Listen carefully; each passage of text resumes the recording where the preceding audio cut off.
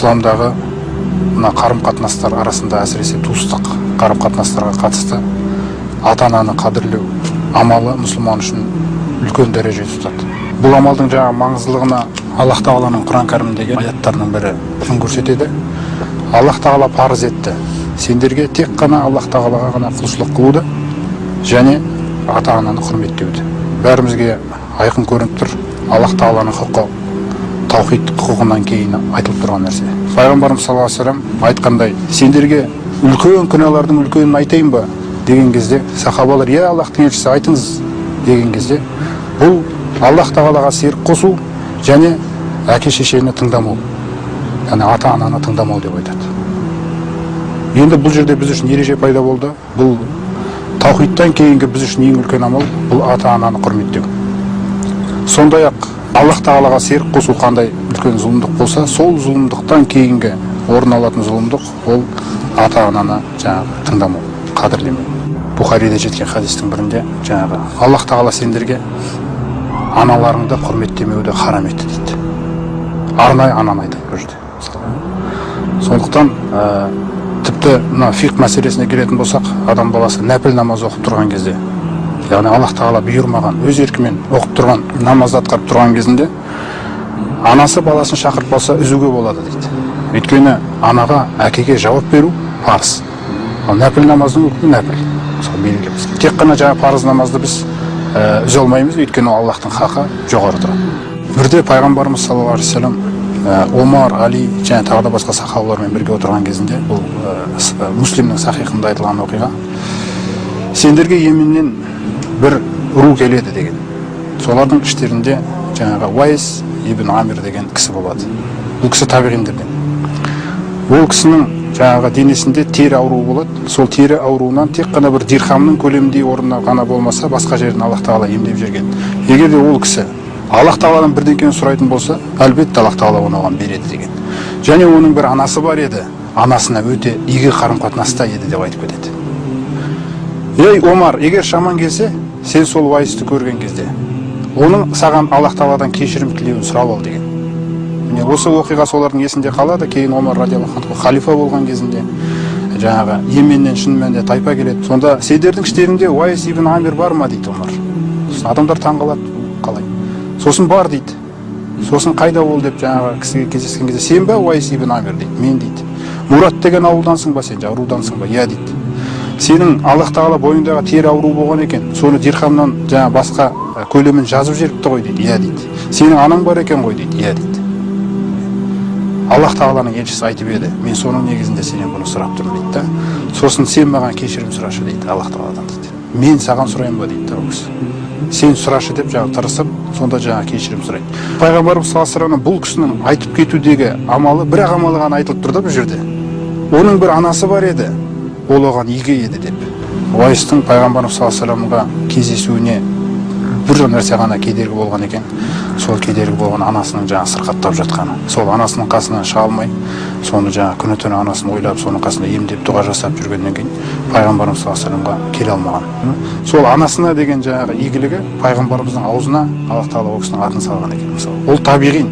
Қандай үлкен сахаба, қаншама исламның жерлерін ашқан, қаншама дінге еңбек еткен Омар барып, жаңа маған кешірім тілеші деген кездегі, өйткені оның дұғасы пайғамбарымыз саллаллаху алейхи айтып кеткендей, егер ол сұраса, ол қабыл болады. Аллах Тағаланың қасында міне ата-анаға деген игілік жасау, жақсы қарым-қатынас жасау дәрежесі байқалып тұр осы жерде. Пайғамбарымыз саллаллаху алейхи айтады, әке-шешесін тыңдамаған адамға Аллах Тағала қияметте қарамайды деген. Сондай-ақ бір адам келіп пайғамбарымыз саллаллаху алейхи айтады, иә Аллахтың елшісі, мен сенің Аллахтан басқа тәңір жоқ екендігіне куәлік беремін, және сен Аллахтың елшісі екендігіне куәлік беремін. 5 уақыт намазымды оқимын, малымның зекетін беремін. Сондай-ақ Рамазан оразамды ұстаймын деген кезде пайғамбарымыз саллаллаху алейхи вассалам, кімде-кім осы күйде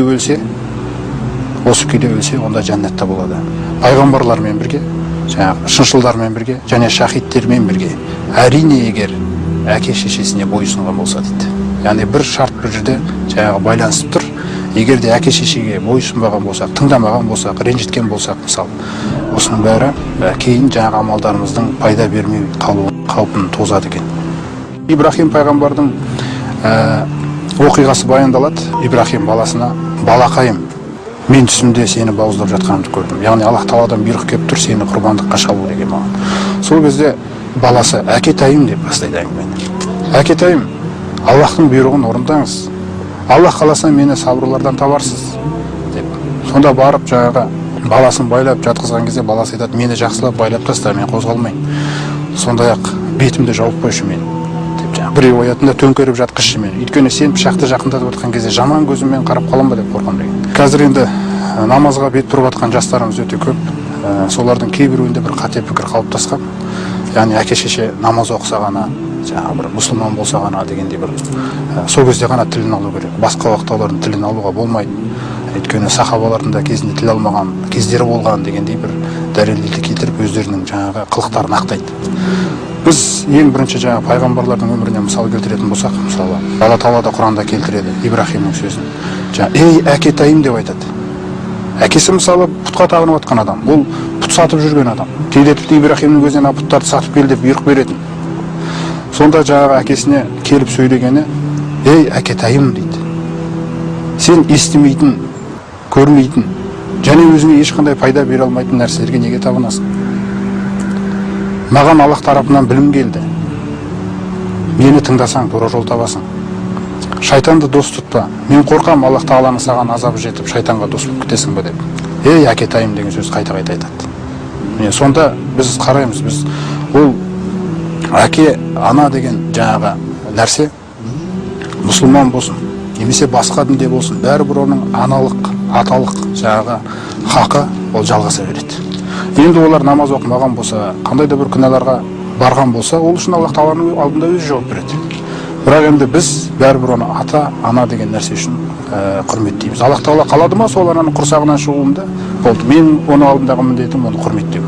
Кешеше дүниеден өткеннен кейін де жақсылық тоқтамау керек. Өйткені бір күні бір адам келіп пайғамбар саллаллаху алейхи ва Аллахтың елшісі, менің анам қайтыс болды, бірақ оның мойнында бір айлық ораза қалған еді деген кезде пайғамбар саллаллаху алейхи сен қалай ойлайсың, егер сенің анаң біреуге қарыз болса, сен сол қарызын қайтарып берер ме едің дегенде, әрине дейді.